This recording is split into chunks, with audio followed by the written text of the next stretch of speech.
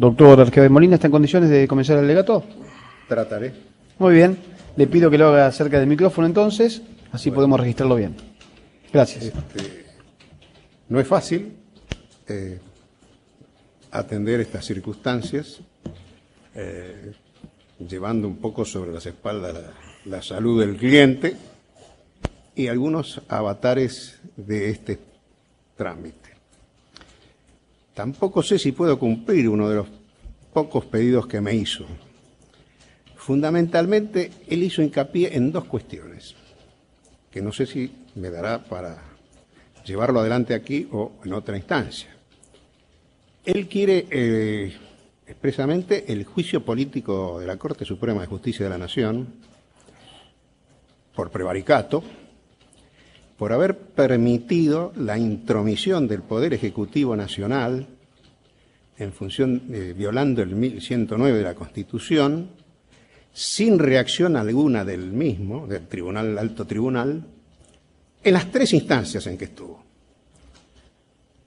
También me pidió que tratara de llevar al ministro Aníbal Fernández, exministro, a la infracción del artículo 248 del Código Penal, por haber violado la ley orgánica en cuanto a la publicación de la resolución antes de estar firme, de exoneración, por supuesto, y en cuanto a la prohibición o rechazo de los recursos interpuestos, conforme lo que reconoció aquí el señor Pácero, la notificación bien hecha y el recurso interpuesto en término. Así que veremos hasta dónde puedo yo alcanzar esta circunstancia. Pero quería dejarlo en claro porque es fundamental para entender lo que viene ocurriendo en este expediente. Debo agradecer al tribunal no solamente la amplitud de prueba, sino que fue, y lo mismo al Ministerio Público, sino que fue la primera vez en que olfateé algo de derecho, en garantía de la defensa en juicio. La primera vez. Ese punto es el reconocimiento de que efectivamente hubo una serie de hechos que no fueron indagados y no obstante lo cual se construyó la acusación fiscal y con ese material se fue a Costa Rica y se puso en marcha todo el mecanismo respectivo. O sea que ese punto amerita una importante o un importante reconocimiento a vuestras excelencias. Así las cosas, también debo agradecer a la señora Defensora General. La señora Defensora General impidió a ultranza la violación del derecho de defensa y el mantenimiento de mi persona como tal, porque creo que debo ser el único que puede llegar a entender esto del lado nuestro. Si me pasara algo, no sé si alguien llegaría a entenderlo todo. Así que quiero especialmente agradecerle a esa posición, no obstante las diversas presiones que hubo en la causa, en los juzgados, en la Corte y en todos lados. Tampoco puedo dejar sin agradecer a la gente de la Secretaría de Cámara, a la doctora Somonte, al jefe de archivo Mattioni, a los prosecretarios, Colela, Muciolo, Fruxa, a la doctora Rosa Martínez Cipris, que fueron los que me permitieron obtener en el año 2011, 20 años después, el material que puede ayudar a esclarecer qué ocurría en el Poder Judicial de la Nación con la temática de los menores. Así que vaya a todos ellos mi agradecimiento, porque el material que se obtuvo salió a salvo del incendio y queda una alta presunción de la existencia de otro material que no hubo. Podrán servir en apoyo de eso las declaraciones de la doctora Oliveira, por ejemplo, o de la doctora Cameña, pero no está el material que corroboraría la existencia real de los antecedentes de la norma. Sí apareció el tema del extracto del Pleno, que ya lo teníamos, y la ratificación posterior efectuada por la doctora Cameña, que claramente dijo que derogaron todo y no leyó cuando firmó el Pleno. Este punto es importante y creo que ya después lo vamos a desarrollar un poquito más, pero creo que es importante porque la ley 10.903 preveía la posibilidad de que un camarista o varios se encargaran de la temática de menores, y esa vieja ley, que recordó muy bien el señor fiscal, fue modificada en 1963 y se modificó también el reglamento para la jurisdicción. Eso está claro con el material obtenido y con el extracto del Pleno que la Secretaría del Tribunal hizo. Es difícil plantearse la defensa de Expósito sin antes tener que explicar algunas cosas de cómo personalmente me tocó vivir la actividad judicial y profesional. ¿Y por qué estoy enojado con los jueces, que creo que son los responsables de este tema? Siendo muy joven, muy chico, allá por el 1963, estaba estudiando Penal 1, era pinche en un juzgado, tenía que ir a notificar a los presos, me tocó la grosería de ir a notificar a un hombre que le habían dado perpetua. Y yo que dije, te dieron perpetua, firma acá, apelá. Y el sistema era, tenía un escozor realmente desagradable. Poco tiempo después me tocó ir a notificarle a un preso un cómputo de pena. Y antes de ir, 1963 creo que también, acababa de estudiar Penal 1, se me ocurrió decirle al oficial primero o al auxiliar, le digo, esto está mal hecho, porque de esta forma vamos a dejar a un detenido 2 años más preso, está mal hecho. Bueno, ¿qué me pudieron haber dicho? Mocoso insolente, atrevido, usted esto no tiene por qué opinar. Bueno, marché a notificar, como era mi trabajo, al detenido, a la alcaldía. Y entonces, ya en ese momento, quizás más atrevido que antes, le dije, apelá, esto está mal hecho. Apeló, fue a cámara.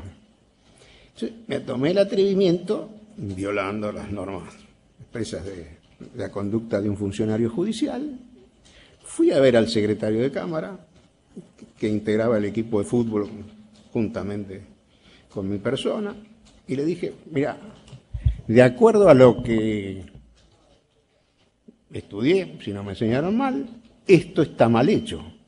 Acaban de dejar preso a un tipo 2 años más, porque está mal hecho el cómputo.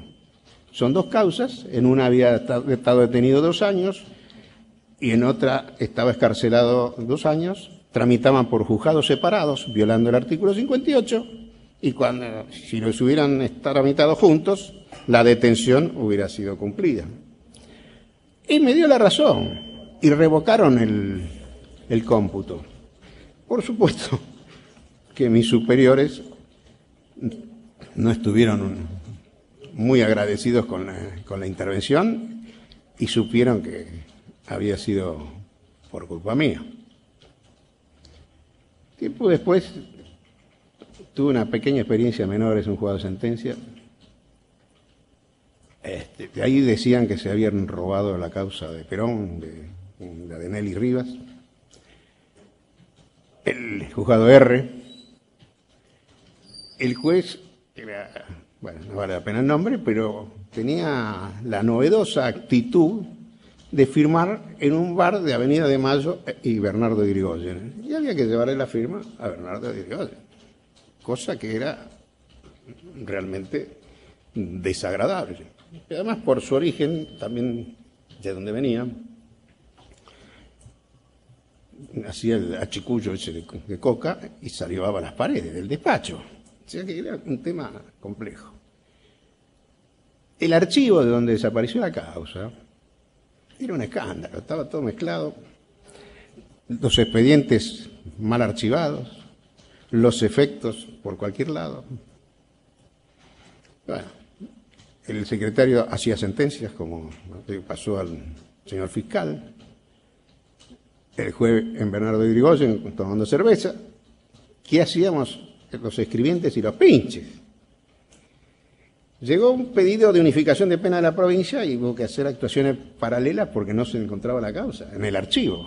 Hasta que nos pudrimos y bueno, los efectos a la basura, esto un poco de orden y empezamos a notar lo que había. Y bueno, así siguió y vino después otro, pues yo me fui a instrucción y arregló más o menos el archivo. Los libros tenían números en blanco. Mirá, era bastante desagradable. Y le digo esto porque tiene algo que ver también con lo que pasó en la comisaría, cómo se archiva, cómo se anota, cómo todo. El problema es, bueno, llego a instrucción, aprendo un poquito las diferencias, ¿no? Por supuesto. Y un día me toca indagar a un estafador que tenía como 200 cheques en observación, ahí, bueno, detenido, y se me ocurrió armar la mesa de trabajo con el detenido, el agente y yo, que escribía. Y el agente se va a mate. ¿Qué pasó? Reprimenda del tribunal. ¿Y qué tenía de malo? Si estábamos así trabajando, no se iba a escapar, no iba a nada. Entonces, también me produjo un cierto resquemor con la estructura judicial. Estando en ese lugar, un día tocó hacer el archivo. Y bueno, había que coser expedientes, había que tirar, había que llevar expedientes de muchos años, casi más de 30, 40 años. Y empezamos a tirar, a llevar y para que se los llevaran a tirar. Y apareció uno que se llamaba Irigoyen Hipólito, víctima de atentado, no sé cuánto. Trick, afuera de la pila y a leerlo. Todo amarillo, algunas partes escritas a mano, pero había una hoja impecable, blanca, que era la declaración de Hipólito Yrigoyen en el expediente. Un papel extraordinario y se mantuvo en forma extraordinaria. Ese expediente lo llevé a mi casa, por supuesto, y me lo sorprendió mi padre. Más allá de, otra vez, agravios por el hecho, se puso a estudiar y algo escribió sobre el tema acerca de qué hubiera pasado si el atentado a Irigoyen hubiera sido efectivo e Irigoyen hubiera muerto. ¿Hubiera ocurrido la revolución del 30? La pregunta es lindísima. Yo pienso distinto a lo que pensaba mi padre. Y nos quedamos sin una incógnita, la de saber si el golpe se hubiera producido lo mismo, porque en ese momento las presiones corporativas y partidarias y el personalismo y el antipersonalismo estaban en plena discusión. Pero la revolución del 30, al no ser efectivo el atentado, hace que por primera vez la Corte asuma un poder fundamental en casi todos estos últimos años. Ese expediente quedó en casa de mi padre. Mi padre murió en el año 70. Lo recuperé cuando llegó al poder el doctor Alfonsín y se lo hice llegar a través de un asesor que se llamaba Malamugotti, porque creía que eso debía estar en manos del primer presidente de la democracia de este periodo.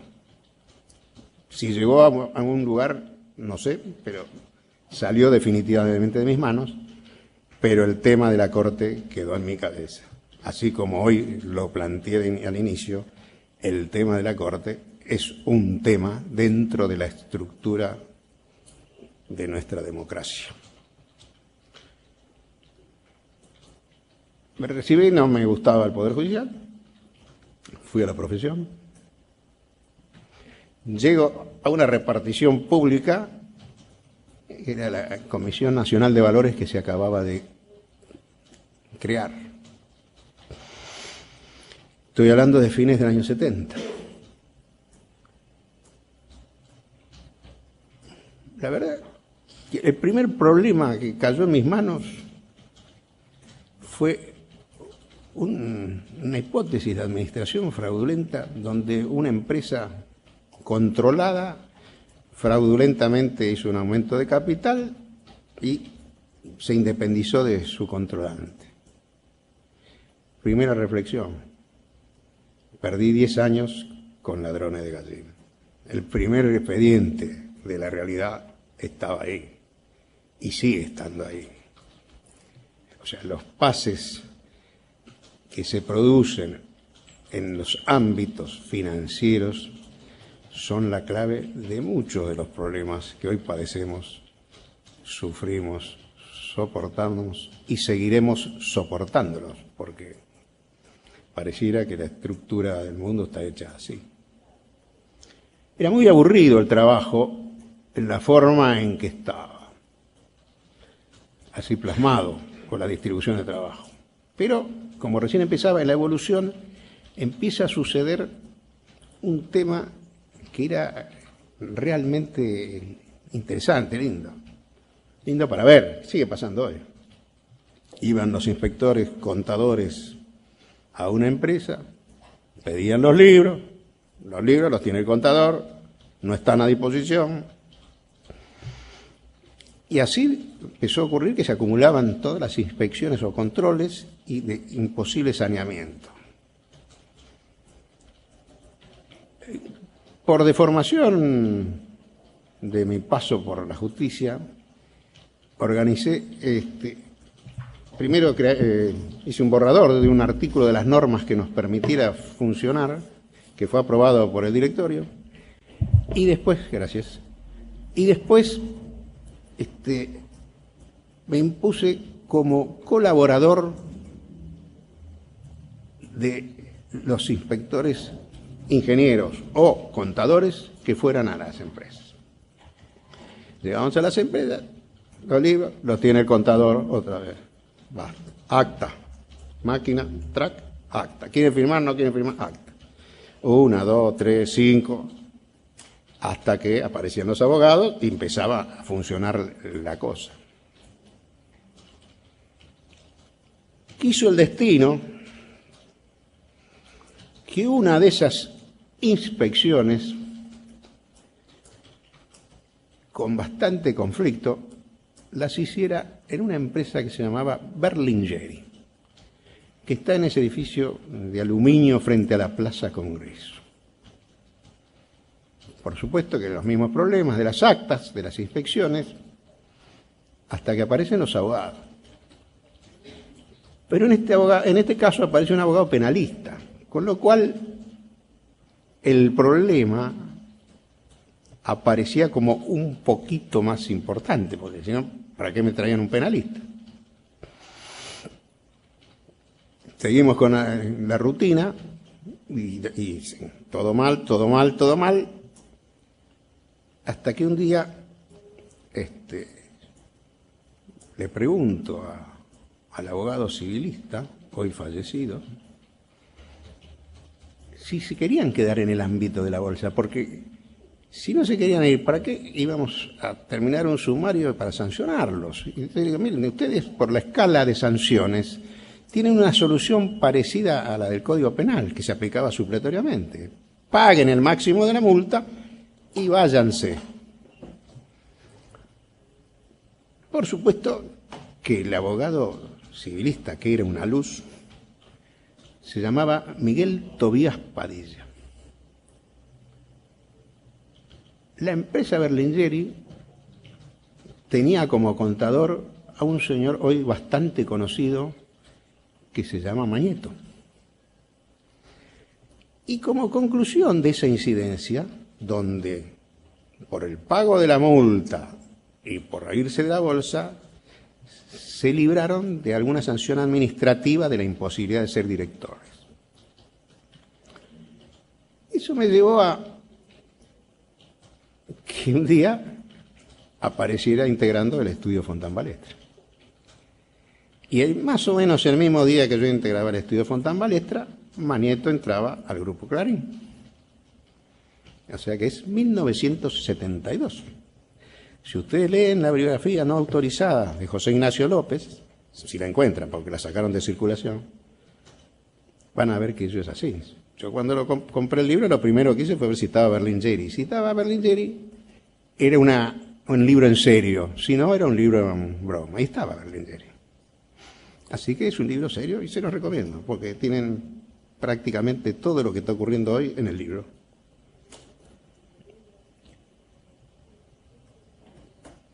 La actividad profesional quiso que, como pinche del estudio, un día llamaran del Colegio de Abogados de San Pablo para pedir que nos hiciéramos cargo de 2 brasileros detenidos por infracción a la 20840, o sea, las actividades represivas, y que estaban en La Plata, detenidos en La Plata, en el Juzgado Federal de La Plata. Quien se aceptó, por supuesto, porque era el Colegio de Abogados de Río el que lo pedía, pero el gil que iba a La Plata era el suscripto, porque era el pinche del estudio. Y resultó ser un tema interesantísimo, principios de 1975, el personaje detenido y su pareja eran Paulo Antonio de Paranaguá y Jacob Pilla, su mujer.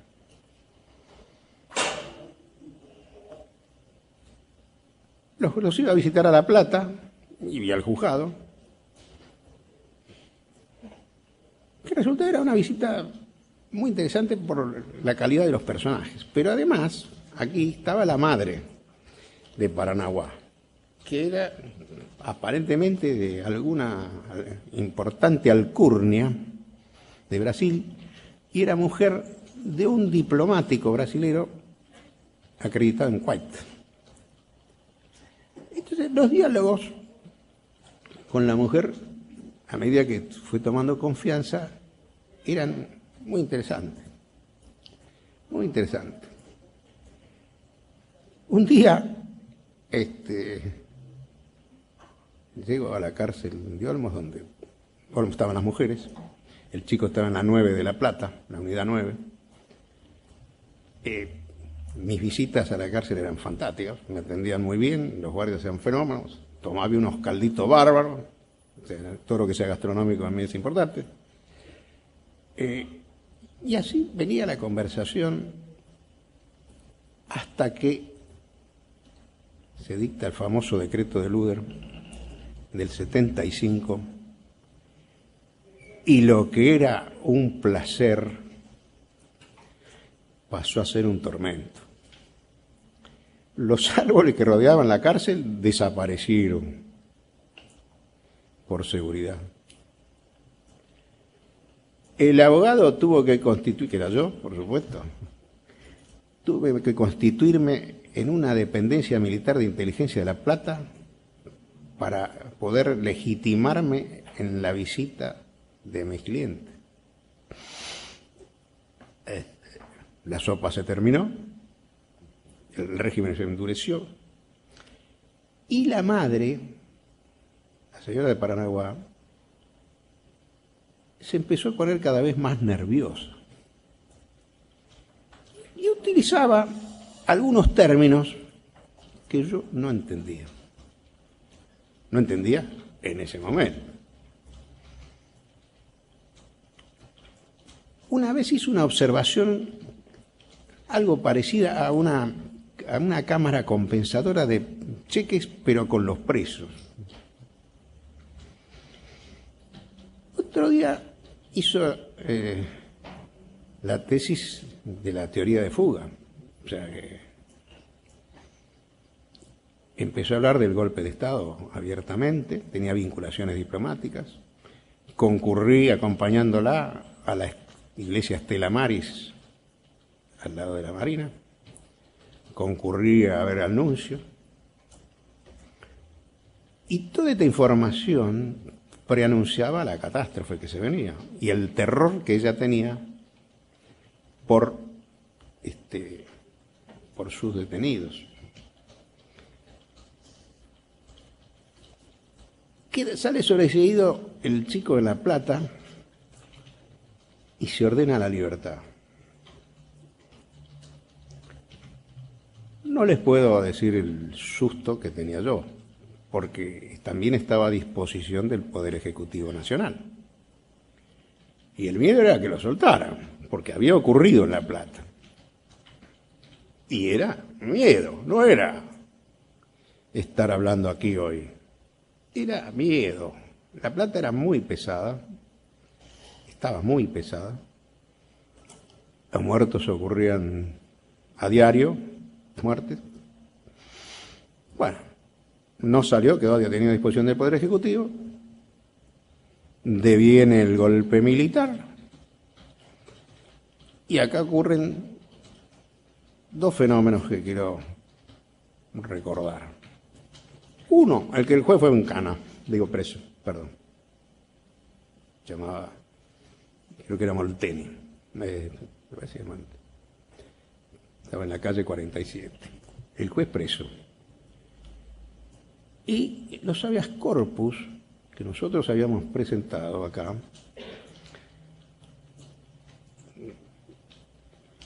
tuvieron, un poquito antes del golpe, una muy saludable actitud de dos funcionarios.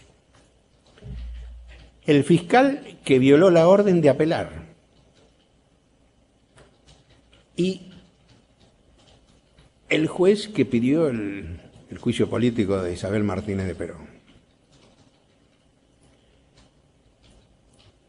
El caso llegó a la Corte y fue juntamente con otro caso que fue el primero donde se prohibió la opción de salir al país. El primer caso era de la misma causa, se llamaba Espíndola, Norma, y el segundo era Paranaguá y Jacob Pila, los dos primeros fallos de la Corte prohibiendo la opción a salir del país.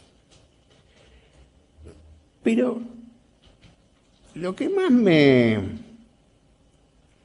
sorprendió del tema era la lectura que había hecho yo de la temática del habeas corpus. El habeas corpus, que parece debiera ser una información sumaria para ver si está bien o mal detenida una persona, había generado en el año 62 o 63 una incidencia federal con el habeas corpus de Frondizi, que el gobierno de Guido quería que lo apelaran y el fiscal se plantó, no lo iba a apelar. Esto hizo ver que hay cosas importantes que de vez en cuando ocurren. Por supuesto que dictaron un decreto para obligar al fiscal. Pero de lo que yo había leído, para el caso, en 1964, con un título de llamada Derogación de Leyes Represivas, el gobierno de Ilía había derogado varios decretos, entre ellos el del fiscal. Sin embargo, la inercia judicial ya estaba encauzada y siguió la temática hasta el momento del proceso, donde realmente se convierte la apelación como un sistema de control y la firma del habeas corpus como un sistema de inteligencia, para que, donde fuera la información al Ministerio de Justicia, pudieran utilizarla en la búsqueda de los beneficiarios de los habeas corpus, que en ese momento eran los perseguidos y que generaron muchas de las muertes del mármol que está a la entrada del palacio sobre el pasillo de la izquierda. Así que entre lo de el habeas corpus, las visitas a La Plata, el fin del caldo, la tala de los árboles, la situación era complicada. Sin embargo, había otro problema en la oficina que iba a resultar paradigmático para mí, para muchas cosas. Se trataba del caso, a ver cómo lo llamo, era Madanes contra Madanes, pero era el caso Fate. En el caso Fate, lo que estaba en discusión era la distribución de utilidades que hacía un grupo sindicalizado en perjuicio de los minoritarios. Por supuesto que en el 75 no pasaba nada. Sí había una discusión en el Congreso importante que nos fue, por lo menos a mí, me fue dando la pista de la pelea que había entre las Fuerzas Armadas. Porque FATE, de ese dinero, de no distribuir las utilidades de FATE, son las que se invierten en ALOAR. Y ALOAR tenía una relación con Copedesmel, que Copedesmel eran los metales livianos. Y eso quería ser dominio de Fuerza Aérea. Y fabricaciones militares no quería. Hay toda una discusión en el Congreso, hay un diputado que crea una comisión investigadora, hay una serie de incidencias que nos van alertando de que hay un problema, cómo se manejan, por qué se pelean y tiene un problema entre colores, verdes y azules. El problema es que se produce el golpe militar del 24 de marzo y ahí empiezan a aparecer dos problemas, que son el caso ALOAR y una presión sobre lo que había sido el periodo de Lanuse, la presencia en el gobierno de Lanuse de Manrique, el marino, que fue ministro de Bienestar Social, y del amigo de Manrique que se llamaba Kreiber.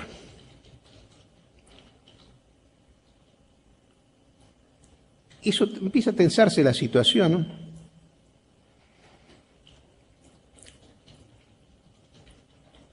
cosas son muy raras. Los expedientes se complican. Uno de los defensores del grupo pasa a ser juez de la Cámara Federal, del grupo minoritario de FATE, lo que alertó enormemente a todos. Y por supuesto que se hizo una reunión con muchos abogados de renombre en la empresa para plantear cómo venía el problema. Mi dictamen jurídico fue muy escueto, porque no podía decir nada al lado de los monstruos que había alrededor. Pero fue que yo dije que los hacían mierda, porque era el olfato que había y el ambiente de coacción que existía y toda la situación alrededor del grupo.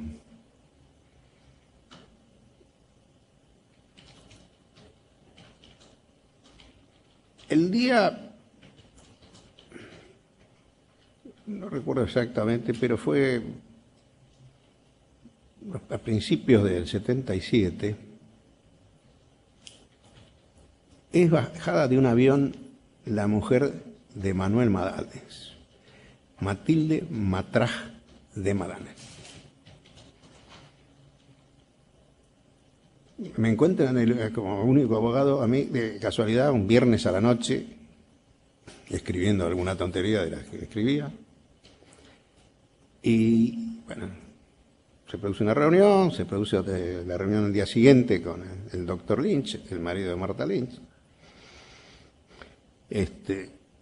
Bueno, se hace un habeas corpus, por supuesto negativo, el día siguiente, pero empieza la negociación a través de Fuerza Aérea.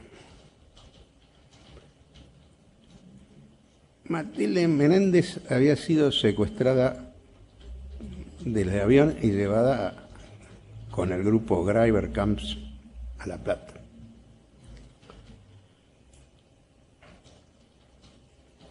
Se logró llegar a un acuerdo por el cual Matilde Matraj de Madanes recuperaba su libertad, pero debía llegar al país Manuel Madanes. Y esa ceremonia, en la que yo no estuve, pero estuvo uno de los socios, consistió en la presencia en el aeroparque de autoridades militares y funcionarios a quienes se les presentó que Madanes había llegado, con lo cual Matilde Matraj de Madanes recuperó su libertad. Muy pocos días después se producen las detenciones de Lanús, Eñavi, Rey y Cáceres Monier por el caso Alvar. O sea, lo necesitaban a este hombre aquí. Yo lo llamo mi primer caso de trueque, porque tuve otro. Y el conocimiento aceptado de la lucha de poder entre las armas.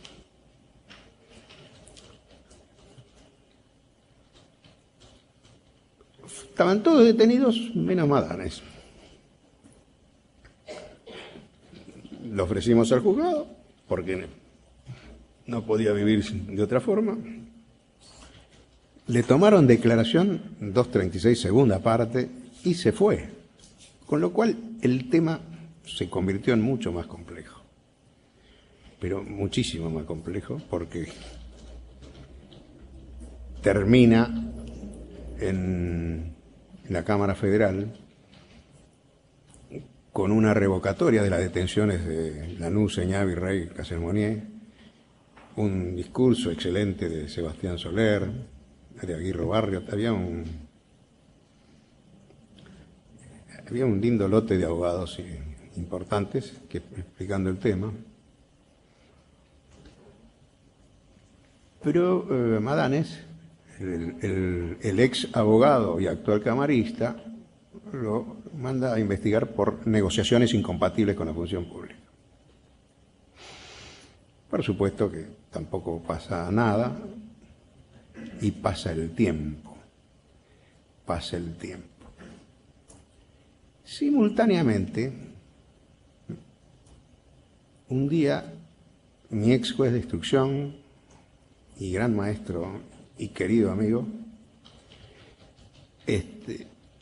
trae un tema que era una consulta a contestar para una extradición que pedía Venezuela. La extradición estaba referida, pedía la Argentina a detenidos en Venezuela. Estaba referida a Julio Bronner. Julio Bronner era el presidente de la CGE, la Confederación General Económica, casado con una señora Rubinstein, pariente de otro Rubinstein que se va a hacer famoso por el episodio Greiber, por su muerte.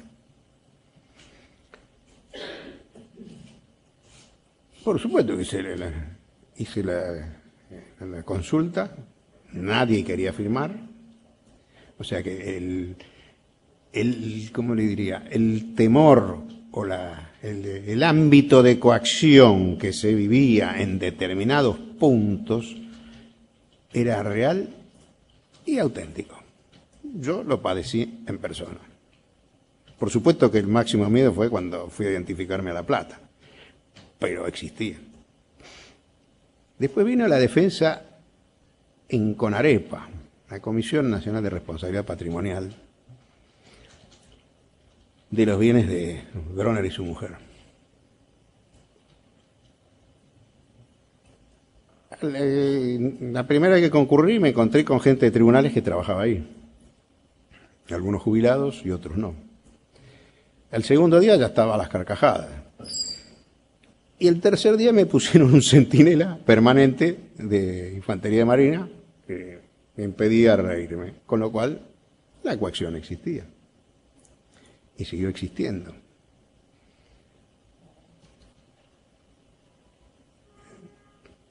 Tiempo después aparece otro caso de detención rara, pero a su vez vinculadas a CONAREPA y a el tema Greiber, que era el Banco de Hurlingham. El Banco de Hurlingham era uno de los bienes de Greiber, que estaba en discusión. Estamos por el año 1978, y se llevan preso un montón de gente, que son una especie de desaparecidos voladores. Todo el mundo sabía dónde estaban, se les llevaba ropa, se llevaba cartas, todo, pero no figuraban en ningún lado. Y se convierten en lo que yo llamé en ese momento los detenidos propter rem. ¿Por qué era esto?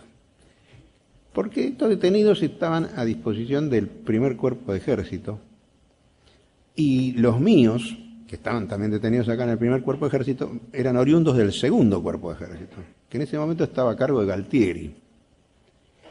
Y cuando Galtieri viene al primer cuerpo a Buenos Aires, el titular pasa al Estado Mayor, nadie quería a los presos. Y entonces los presos se fueron con quien era titular del primer cuerpo. Y los blanquearon, los pusieron a disposición del Poder Ejecutivo 3 meses después de desaparecidos, y por supuesto, en su momento, la Cámara Federal condenó al último, al que blanqueó los detenidos. Pero la realidad era esa otra. Creo que en ese tema el Ministerio ha trabajado bien, y hay detenidos por delitos de lesa humanidad por ese episodio.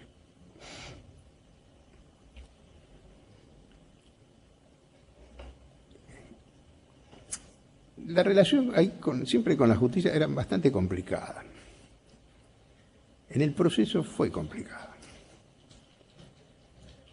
Cuando uno trabajó en el descargo de CONAREPA, descubre que las listas de 1955 eran parecidas a las del 76. Y descubre que los jueces contenciosos administrativos de aquella época, de la Revolución del 55, eran ahora los ministros de la Corte Suprema de Justicia de la Nación. O sea, hay como un aprendizaje sobre cada expediente. Uno va descubriendo estas cosas. Las inercias judiciales, las repeticiones, las inacciones, las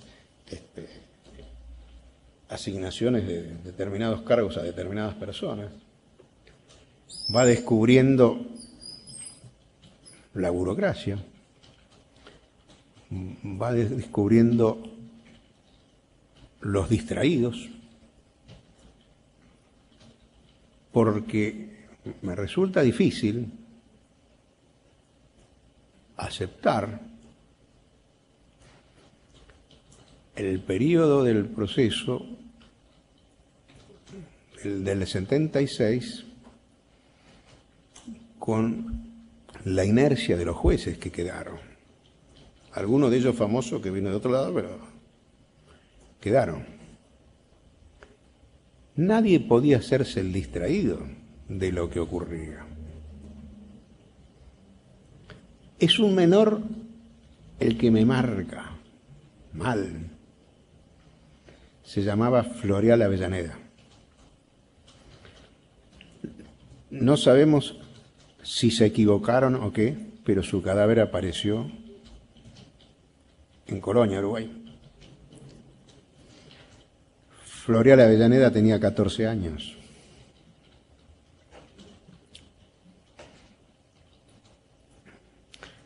No podía ignorarse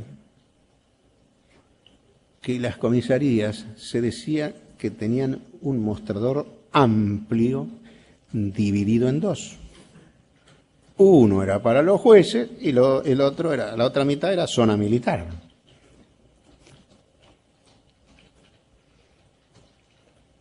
O sea, ¿y por qué digo esto? Porque, como vengo diciendo en este caso, la culpa de todo esto la tienen los jueces. Porque no creo que hubiera habido muchos que fueran a visitar una comisaría y preguntar por detenidos cuando eran zona militar y la policía estaba bajo el mando operacional de las Fuerzas Armadas. No creo que hubiera muchos. Entonces, la distracción estaba. Y el mismo hablando un 40 venía desde el 65. O sea que pasamos del gobierno Ilía, o sea, un gobierno constitucional, pasamos el periodo de la revolución, el estatuto de la Revolución Argentina, el periodo del gobierno de 73-76. Nadie había venido objetando el memorándum, ni siquiera el ex procurador actual, Esteban Rigui, que fue ministro del Interior policial.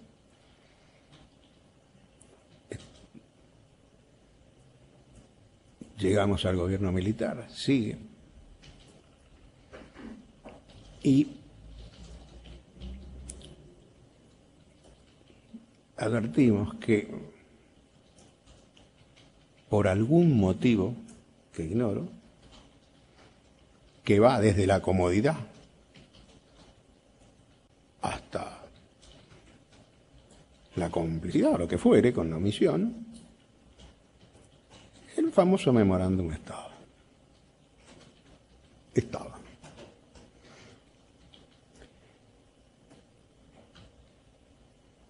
Así que en ese punto quiero hacer una pequeña reflexión vinculada al agradecimiento a la gente de archivo de tribunales.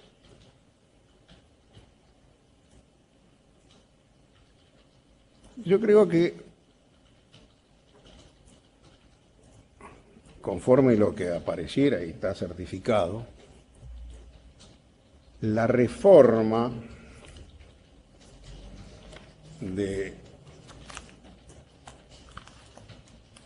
O sea, la ley de 1903 permitía que la Cámara, en armonía con, no me acuerdo qué repartición de menores, podría delegar en uno o más de sus miembros el control y la armonización de la temática de menores.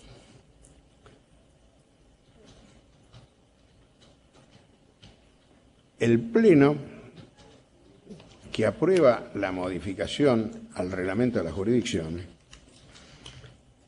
es de 1963.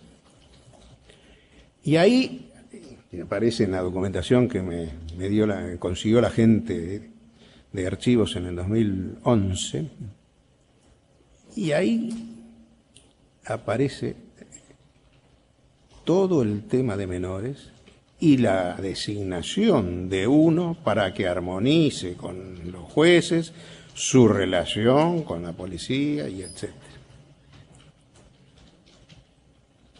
El primer designado fue el doctor Mario Pena. Duró menos de un año. Y el segundo designado, quien habría estado a cargo al momento del dictado de las normas, del Memorándum 40, era el doctor Jaime Prats Cardona. Este material me lleva a modificar la expresión que virtiera en la recusación al doctor Zaffaroni, ya ministro de la Corte, porque allí dije que pensé que los dos jueces eran Sturla y Arguero, eran dos atrevidos, porque nunca me imaginé que iba a aparecer documentación. Y apareció. Así las cosas, estoy convencido, y la inspección que fui a efectuar al archivo actual, un trabajo muy bien hecho por Mattioni, que es el jefe de archivo, nos permite intuir que hay documentación que se quemó y documentación que no se quemó. A Jaime Prats Cardona, ni a Arguero, ni a Sturla se le hubieran atrevido a nada, porque era terrible. Con esto quiero decir que seguramente la norma salió de ahí.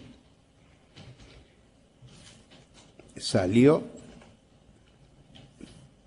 de tribunales. No es un invento ni de Sturla ni de Arguero. Pueden haber sido los sugerentes. Tampoco es un invento de Nicolás José Rodríguez, que era el jefe de policía de Ilía, que era policía,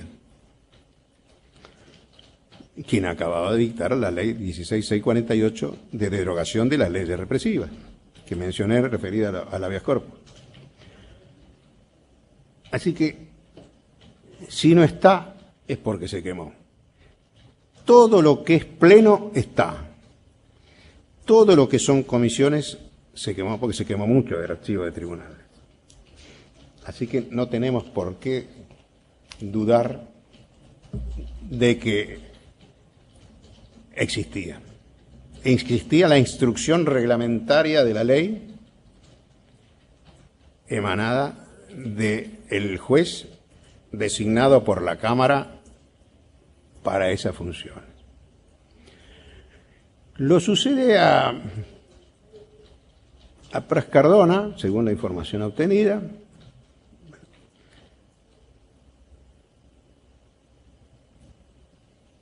un triunvirato integrado por el doctor Pedro David, hoy ministro de Casación, la pareja, según me corrigió Alicia Oliveira, de ella, el doctor Serrabairuz Barangol, y el doctor Madariaga.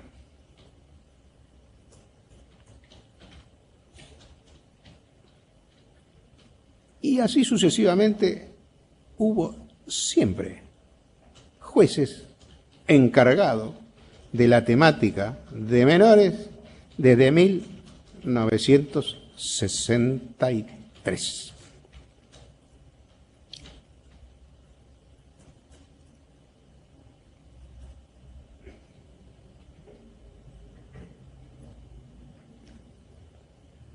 La doctora Oliveira nos recordó su integración al CELS y nos recordó que el memorándum no era secreto y que ella además lo utilizaba.